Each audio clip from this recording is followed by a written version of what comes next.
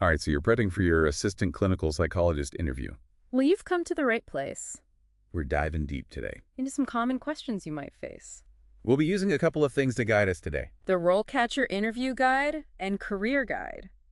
Think of this deep dive as your cheat sheet. Not just to answer those questions. Well, to really impress those interviewers? Yeah, we're going to break down what's behind each question. Like those hidden things interviewers are really looking for. And give you strategies to stand out from everyone else. Plus, we'll sprinkle in Some insights from the field. to make sure you're not just prepared, but also informed. So let's jump right in. Okay. One question you're almost guaranteed to hear is, Oh yeah, I've heard this one a lot. how did you become interested in pursuing a career as an assistant clinical psychologist? It might seem basic. It's your chance to really show them who you are. Beyond just your resume. Yeah, it's all about that genuine passion. Interviewers want to see that spark. That personal connection to this field. Think of it like this. Everyone loves a good origin story, right? This is yours. Exactly. So instead of just saying, Oh, I've always been interested in psychology. you need to dig a little deeper. Yeah, think of a specific experience. That solidified this as your career decision. Was there a moment in your personal life, Like maybe. observing a family member's journey, Or an inspiring professor. or a mentor who just ignited your interest? Right. The key is to be, Specific and genuine. yes, share a story that shows your motivations. And gives the interviewers a glimpse into your journey. Don't be afraid to show a little vulnerability. It'll make you more relatable and memorable. For sure. What about follow-up questions? Oh, yeah. I always get so nervous about those curveballs. What if they ask? What aspects of clinical psychology are you most passionate about? Woo! That's a good one. That's a fantastic follow-up. And it's a great opportunity to highlight your strength. And those specialized interests. Maybe you're fascinated by cognitive behavioral therapy. Or have a particular interest in working with a specific population. Like children or adolescents. Do your research, Know those areas that resonate with you. and be ready to articulate why they excite you. So it's not just about having an answer ready It's about connecting your interests. to what they're looking for. Show them that your passions align with their needs. And you've already scored some points. For sure. Okay, let's tackle another common question. Okay. How do you stay up to date with current research developments and practices in the field of clinical psychology? Ooh. This one's all about showing them you're a lifelong learner. Absolutely. So this field is constantly evolving. Always changing. So interviewers really want to see that you're committed to ongoing education. Okay, so how do we prove that? Well, the career guide suggests Things like attending workshops subscribing to journals. and joining professional organizations. Those are all great. But to truly stand out. We need to go a step further. So instead of just listing those general activities, Right. could I mention specific journals or organizations I follow? Yeah. Or maybe a recent research article that caught my eye. That's exactly what you should do. Perfect. Showing that you're actively engaging with these specific resources Shows genuine interest. and initiatives. So, for example, I could say, I'm a member of the American Psychological Association, and I regularly read their journal Psychological Bulletin. to stay informed about the latest research in psychotherapy. Exactly. That's a great example. It's not about name dropping. It's about showing that you're actively seeking knowledge. Yes, and don't forget about real-world application. Oh, yeah. Connect your learning to those potential scenarios. You might encounter as an assistant clinical psychologist. For example, you could say, I recently read an article about the effectiveness of mindfulness-based interventions for anxiety. and I'm eager to learn more about how I could incorporate those techniques into my work with clients That's a perfect way to show them you're thinking ahead. and applying what you learn. Speaking of real-world application, Okay. let's dive into this question. All right. How do you approach the process of developing treatment plans for clients This one is all about demonstrating your clinical reasoning. and your ability to tailor treatment to individual needs? Remember, no two clients are the same. So there's no one-size-fits-all approach. Exactly. So how do I show them I can handle that? Well- Do I walk them through a hypothetical scenario, Absolutely. like the interview guide suggests? Choose a common presenting concern, anxiety or depression, Okay. and briefly outline the steps you would take to develop a treatment plan. Okay. Start by mentioning the importance of a thorough assessment. What tools or techniques would I use to gather information about the client's history, symptoms, and goals? That's a great question. The career guide mentioned that assistant clinical psychologists might administer tests, conduct interviews, and assist with therapy. Right. Could I bring those up here? Definitely. Mentioning those specific tasks shows that you understand the role. and are ready to contribute to that assessment process. You could say something like, I would start by conducting a clinical interview. to gather information about the client's presenting concerns and history. Depending on the situation, I might also administer standardized questionnaires or rating scales. To assess the severity of their symptoms. Okay. I see how that demonstrates my knowledge of the process. Right. But what about actually developing the treatment plan? This is where you really showcase your ability to integrate information. And tailor those interventions. Mention different therapeutic approaches you're familiar with. Like cognitive behavioral therapy. Mindfulness-based techniques or interpersonal therapy. Okay. Highlight how you would choose specific interventions based on the client's individual needs and preferences. So I could say something like, Based on the assessment findings, I would collaborate with the client to develop a treatment plan. that incorporates evidence-based interventions such as cognitive behavioral therapy techniques. For managing anxiety symptoms and mindfulness exercises to promote relaxation. That's a great example. You've clearly demonstrated your understanding of the process and your ability to think critically about treatment planning. What if they throw a curveball Oh, I love curveballs. and ask, What could they ask? how would you involve the client in the treatment planning process? Ooh, that's a fantastic question. It is. And it's a chance to highlight your commitment to client-centered care. Emphasize the importance of collaboration, shared decision-making, and respecting the client's autonomy. Sure. So I could say something like, I believe that treatment is most effective when the client feels empowered and actively involved. I would ensure that they understand the rationale behind the chosen interventions. And that they have a voice in shaping their treatment plan.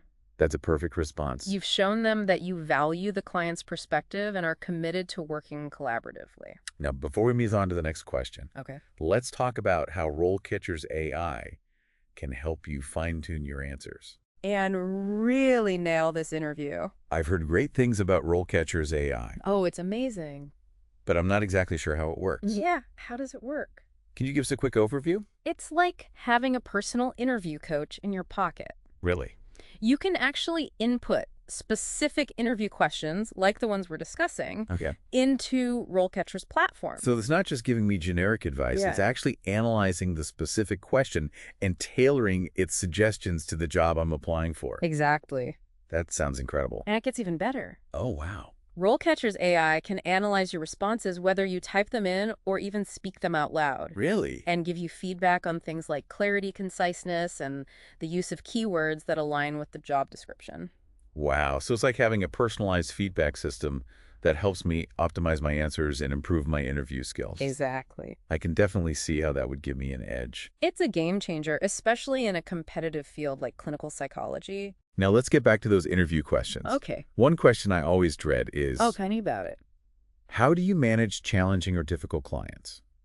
That's a tough one. I know it's important to show I can handle tough situations, Yes. but where do I even begin? Well, it's a chance to showcase your resilience, your professionalism, and your empathy. So should I just say, I'm really good at handling difficult situations? Definitely not. Okay. Remember, specific examples are always more powerful than generalizations. Okay. Think back to your experiences, whether in previous jobs, internships, or volunteer work, Okay. and identify a situation where you successfully managed a challenging interpersonal interaction. I see. So like a time when I had to de-escalate a conflict or set boundaries with someone who was being disrespectful. Exactly. Okay. Briefly describe the situation, highlighting the specific challenges you faced and the actions you took to address them. Yeah. Focus on those positive outcomes like resolving the conflict, maintaining professional boundaries, or helping the individual feel heard and understood. So instead of just saying, I can handle difficult clients, Right. I could say something like, In my previous role as a crisis counselor, I worked with individuals who were experiencing intense emotional distress. I learned the importance of active listening validation and setting clear boundaries while maintaining a calm and empathetic demeanor. In one instance, I successfully de-escalated a situation with a client who was becoming agitated. And helped him to feel safe and supported. That's an excellent example. It is. You've clearly demonstrated your ability to handle challenging situations with professionalism and compassion. And I've also shown that I've learned valuable skills from my previous experiences. Exactly. Now, what about those pesky follow-up questions? Oh, I know. What do they ask? What's your biggest weakness when it comes to working with difficult clients? That's a tricky one. It's an opportunity to show self-awareness and a commitment to growth. Okay. Choose a weakness that is genuine but also manageable. Avoid anything that would be a major red flag for the role. Like, I have a short fuse, or I tend to take things personally. Right. So maybe something I like... sometimes struggle to find the right balance between empathy and setting firm boundaries. That's a good one. It shows that you're aware of the challenges and that you're actively working on finding that balance. Be sure to highlight the specific steps you're taking to address your weakness. Maybe you're attending workshops on setting boundaries or seeking supervision to get feedback on your interactions with clients. So I could say something like, I'm aware that finding the right balance between empathy and setting boundaries can be challenging. I'm actively working on improving my skills in this area by attending workshops on effective communication. And seeking regular supervision to get feedback on my interactions with clients. Perfect. You've turned a potential negative into a positive by demonstrating your commitment to self-improvement. This is all so helpful. It is. I'm feeling much more confident about tackling these tough questions. And remember, RoleCatcher can be a valuable resource throughout this process. You can use their AI to practice your answers, get feedback, and refine your approach to each question. I'll definitely be checking it out. Do it. Now, before we move on to the next set of questions, I want to touch on a topic that's incredibly important in this field. Okay. Confidentiality and ethical standards. Big one. I'm assuming they'll ask about that, right? Absolutely. Okay. Patient trust is paramount in mental health care. Yeah. So interviewers want to hear that you understand the gravity of confidentiality and are deeply committed to ethical practices. This is one area where you absolutely can't wing it. Yep. You need to have a solid understanding of the ethical guidelines that govern our profession. Yes. Okay, so how do I prepare for a question like, how do you maintain confidentiality and ethical standards in your work as an assistant clinical psychologist? First and foremost, familiarize yourself with the ethical principles outlined by the American Psychological Association. Okay. These principles address issues like confidentiality-informed consent, multiple relationships, and competence. You don't need to memorize the entire code of ethics. Okay. But you should be able to articulate the key principles and how they guide your practice. So instead of just saying, I would never break confidentiality, Right. I could say something like, I understand the importance of maintaining confidentiality as outlined in the APA's ethical principles of psychologists. I would ensure that all client information is kept secure and only shared with authorized individuals. That's a good start, but try to go beyond just stating the rules. Okay. Demonstrate your understanding of the nuances and challenges of ethical decision-making. So, for example, I could mention the importance of seeking supervision when faced with ethical dilemmas. Yes. Or discussing potential conflicts of interest with my supervisor. Exactly. So I could say something like, I'm aware that ethical dilemmas can arise in clinical practice. I would always seek supervision when faced with challenging situations and ensure that my actions align with the APA's ethical guidelines. That's a perfect example. You've shown them that you take ethics seriously and that you're proactive in seeking guidance when needed. Now, what if they ask a more specific question? Like, can you describe a time when you had to make a difficult ethical decision? Oh, yeah. I'm always nervous about those behavioral questions. Those can be tricky. They are. But remember, even if you haven't encountered a major ethical dilemma in your work experience so far, you can still draw from related experiences. Okay. Perhaps you faced a situation in a previous job volunteer work, or even in your personal life where you had to make a tough decision that involved ethical considerations. So instead of trying to come up with a hypothetical scenario, Right. I should focus on a real experience, even if it's not directly related to clinical psychology. Exactly. Yeah. Choose a situation that demonstrates your ability to weigh competing values, consider potential consequences, and ultimately make a decision that aligns with your ethical principles. Okay, I think I have an example from a volunteer experience I had at a crisis hotline. Perfect. Can I use that? Absolutely. Okay. Briefly describe the situation, highlighting the ethical dilemma you faced and the thought process you went through to make your decision. Okay. Focus on the key ethical principles involved, like confidentiality, beneficence, and non-maleficence. So I could say something like, During my volunteer work at a crisis hotline, I received a call from an individual who was expressing suicidal thoughts. I was torn between maintaining confidentiality and ensuring the caller's safety. I consulted with my supervisor and ultimately decided to break confidentiality. By contacting emergency services to ensure the caller received immediate support. That's a great example. It is. You've clearly demonstrated your understanding of ethical principles and your ability to make difficult decisions in challenging situations. And you've also shown that I'm not afraid to seek guidance when needed. Exactly. This is all so incredibly helpful. It is. I'm starting to feel much more prepared for this interview. That's what we're here for. And remember, RoleCatcher is a great resource for practicing your answers and getting feedback. You can even use their AI to analyze your responses and identify areas for improvement. I'll definitely be using RoleCatcher to fine-tune my approach. It's the best. Now, before we wrap up this part of our deep dive, I wanted to touch on one more important topic. Okay. Self-care. Yes, self-care. I'm sure interviewers want to see that I can handle the emotional demands of this job, right? Absolutely. Okay.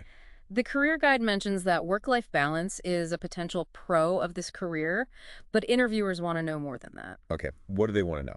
They want to see that you're aware of the potential for burnout and that you have strategies in place to take care of your own mental health. So how do I answer a question like, how do you approach self-care and managing stress in your work as an assistant clinical psychologist? should I just rattle off a list of activities I enjoy? It's more than just listing activities. Okay. It's about demonstrating that you prioritize your well-being and that you have healthy coping mechanisms.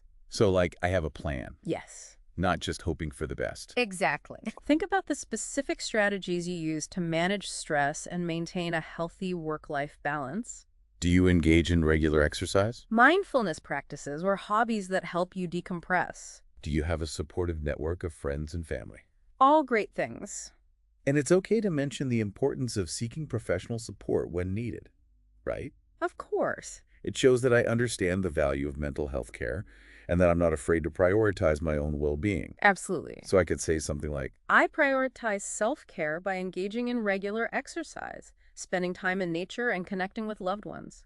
I also recognize the importance of seeking professional support when needed and have a therapist I can turn to for guidance. That's a great response. It is. You've clearly demonstrated that you're committed to your own well-being and that you have healthy coping mechanisms in place. This has been such a valuable discussion. It has. I'm feeling much more confident about tackling these interview questions. And remember, RoleCatcher's AI can help you take your preparation to the next level. We'll definitely dive deeper into RoleCatcher in our next segment. Sounds good. But for now, we'll take a quick pause.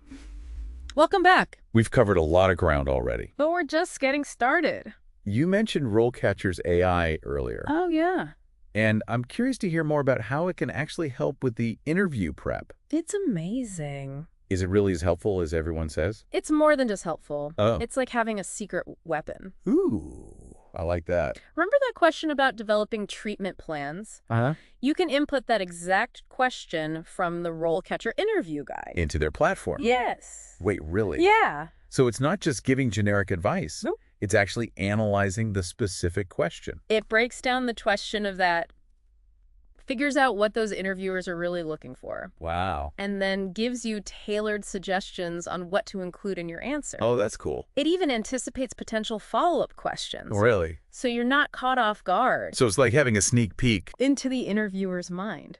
That's incredible. I know, right? What else can this AI do? It can also analyze your responses. Okay. You can type them in or even say them out loud. And it'll give me feedback. And the AI will give you feedback on things like clarity, conciseness, and whether you're using the right keywords to impress those interviewers. That's so cool. It's like having a personal presentation coach. I know. It takes a lot of the guesswork out. Yeah. And for those tricky ethical dilemma questions, Oh, yeah. Those are always tough. RoleCatcher has a library of real-life scenarios you can practice with. Oh, wow. It even provides feedback on your ethical reasoning. Making sure I'm on solid ground. Exactly. That's amazing. I know. I feel like I'm learning about some top secret interview hacks.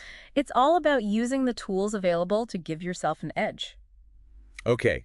Enough about the tech. Let's get back to the content. Sounds good. We talked about teamwork earlier. Yeah. But how do I actually show those skills in an interview? You need to back it up With concrete examples. Okay. Think about times you've worked effectively in teams. Like in previous jobs, volunteer work, or even school projects. Yes, exactly. So instead of just saying, I'm a great collaborator, Right. I should tell a story about a time when I successfully worked with a team to achieve a goal. Choose a situation that highlights your specific contributions to the team's success. Okay, so what did I do? Maybe you helped resolve a conflict, took on a leadership role, or brought a unique perspective that helped the team overcome a challenge. Okay. Be prepared for those follow-up questions. Like, They might ask you to describe your role in the team. okay.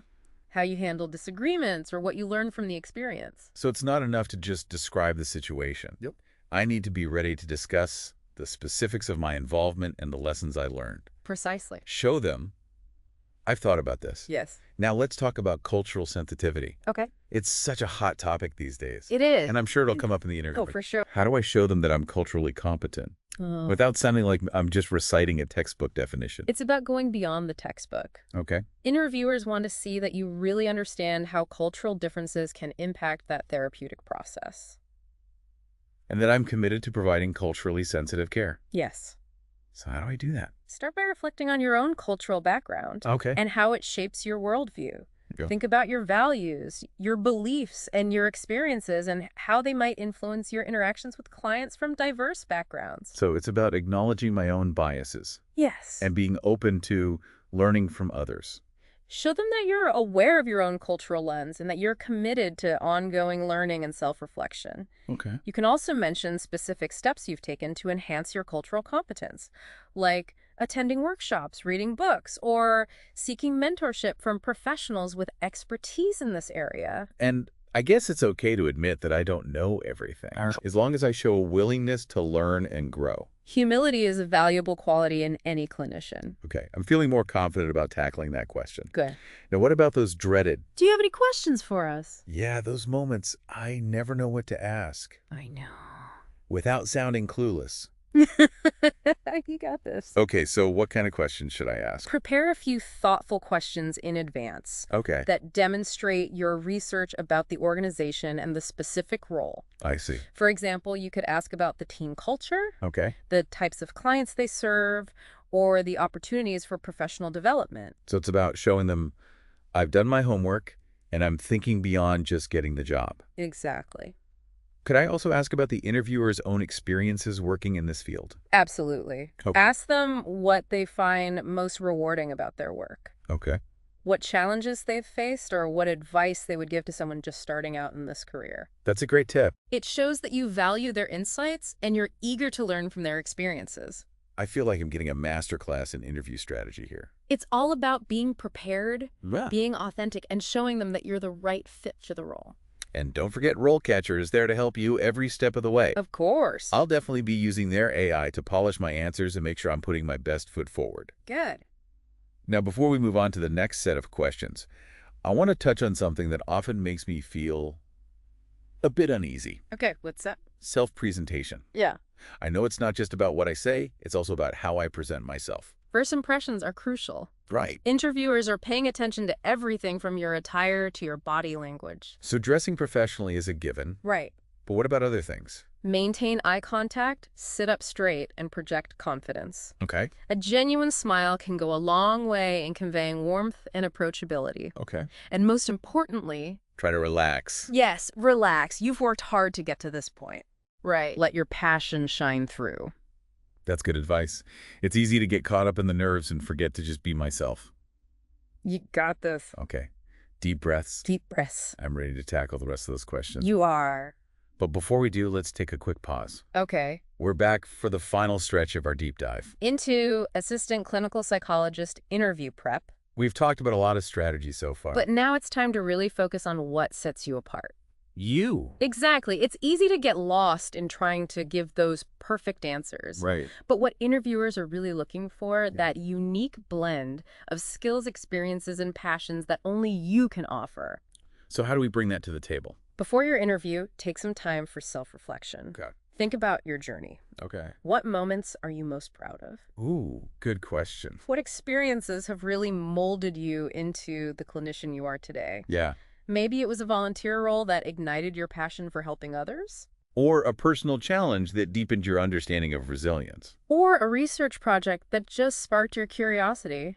Those are all fantastic examples. I know, right? I can see how weaving those personal threads into my answers can add depth and authenticity. Exactly. I'm not just reciting textbook responses, Right. but I'm bringing my genuine self to the interview. It helps you create a connection with those interviewers. They're not just looking for someone who checks all the boxes. They're looking for someone they can see themselves working with. Someone who brings something special to the team. Exactly. Okay. I'm ready to showcase my authentic self. Good. But what about those questions that feel like traps? Like, what are your weaknesses? oh, yeah. I always struggle with that one. The key is to choose a weakness that is genuine but also manageable. Okay. Avoid mentioning anything that would be critical to the role. Right. You wouldn't say I'm terrible at communicating if strong interpersonal skills are essential for the job. Yeah. Instead, choose something that you're actively working on improving. Show them that you're self-aware and committed to growth. So I could say something like, I can be a bit of a perfectionist, which sometimes leads me to overthink things and slow down my progress. I'm learning to prioritize tasks and delegate responsibilities when appropriate. That's a great example. You've identified a potential weakness, but also highlighted the steps you're taking to address it. Turning it into a positive. A positive demonstration of your dedication to improvement. That framing makes so much sense. It does. Now, what about questions tailored to the specific population I might be working with? Like, why are you interested in working with adolescents? Or what experience do you have working with individuals with trauma? those questions really gauge your genuine interest and preparedness. Okay. Do your homework. Okay. Research the organization. Okay. The specific population they serve, and the unique challenges that they face. Connect your own interests and experiences to those needs. So if the role focuses on adolescents, I could mention my experience volunteering at a youth center. Yes. Or my passion for understanding those developmental challenges that young people face. Exactly, and be specific. Okay. If the organization specializes in trauma-informed care, you could talk about your interest in learning specific therapeutic techniques. Or my experience with a relevant research project. The more you tailor your response to their needs, The more genuine my interest will seem. yes, Okay, I'm seeing how preparation and self-reflection are key here. very important. Now, what about the dreaded salary question? Oh, yeah. What are your salary expectations? It's a tough one. I never know how to approach that without feeling awkward. It doesn't have to be awkward. Okay. The career guide suggests researching industry standards, Okay. knowing your worth, Knowing my work. and being prepared to articulate your rationale. Okay. Websites like Glassdoor and Salary.com Oh, yeah, I've used those. can give you a good sense of typical salary ranges for assistant clinical psychologists in your area. So I should go in with a clear range in mind, based on my experience, my qualifications, and the demands of the role. Exactly. And remember, it's a negotiation. Yes, be confident in your worth, but also be open to discussing options. Okay, I'm feeling much more prepared to navigate that conversation. Good. As we wrap up, any final words of wisdom for acing those interviews? Remember, a positive attitude can be contagious. Even if I'm nervous? Yes, even if you're nervous, try to relax, smile, and let your passion shine through. And don't forget to send a thank you note after the interview. Oh, yes, very important. It's a small gesture that shows my professionalism and appreciation. Absolutely. Those small touches can make a big difference. That's true. And remember, Even if I don't get the first job I interview for. keep learning, keep growing, and keep believing in yourself. That's such an important reminder. The right opportunity will come along. You'll be ready for it. And remember, RoleCatcher is there to support you every step of the way. Their AI-powered tools and resources can really help you fine-tune your answers. Get valuable feedback and ultimately land that dream job. Exactly. Thanks for joining us for this deep dive into Assistant Clinical Psychologist interview prep. It's been fun. We've covered a lot of ground, We have. but hopefully you're leaving feeling empowered and ready to conquer those interviews. Good luck. Good luck, Ware.